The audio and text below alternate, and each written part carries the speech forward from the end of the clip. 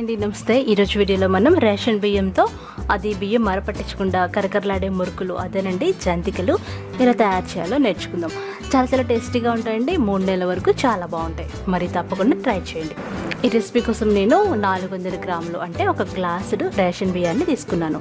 వీటిని శుభ్రంగా కడిగేసి ఒక 2 గంటల పాటు నానబెట్టుకోవాలి. రేషన్ బియ్యం వేస్ట్ కాకుండా ఉండటానికి ఇది ఒక మంచి రెసిపీ అండి. మీరు తప్పకుండా ట్రై చేయండి. బాగా నానిన ఈ బియ్యాన్ని మిక్సీ జార్లో తీసుకొని కొంచెం నీళ్లు పోసుకొని మెత్తగా గ్రైండ్ చేసుకోవాలి.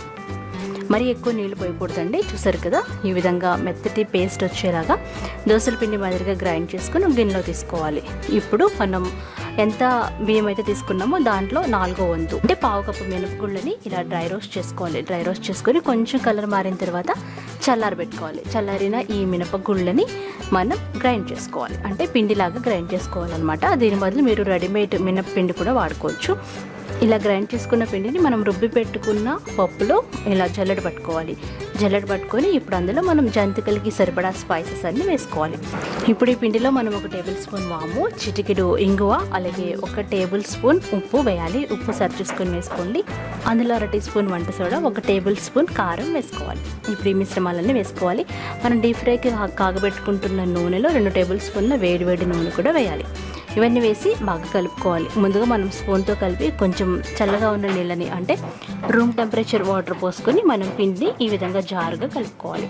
అంటే మరీ జారుగా కాదండి, మరీ గట్టిగా కాదనమాట. ఇలా కలుపుకోవాలి. జంతికల పిండి మాదిరిగా కలుపుకొని మూత పెట్టేసేయాలి. ఇప్పుడు మనం జంతికలు కొట్టడానికి కొంచెం నూనె రాసుకోవాలి. నూనె రాసుకొని ఇలా చిన్న హోల్స్ ఉన్న ప్లేట్ పెట్టుకొని జంతికలు కొట్టం నిండుగా పిండిని నింపుకొని జంతికల మాదిరి ఒత్తుకోవాలి. ఈ విధంగా ఏదైనా ఒక గరిటెని తడిపి లేదా నూనె రాసి దాని మీద జంతికలు ప్రెస్ చేసుకోవాలి.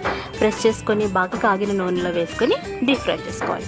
అంతేనండి. మీడియం ఫ్లేమ్లో పెట్టుకొని మనం 2 వైపులా తిప్పుతూ చక్కగా వేయించుకోవాలి. ఎంత రుచికరమైన రేషన్ బియ్యంతో తయారు చేసుకున్న జంతికలు రెడీ అయిపోతాయండి.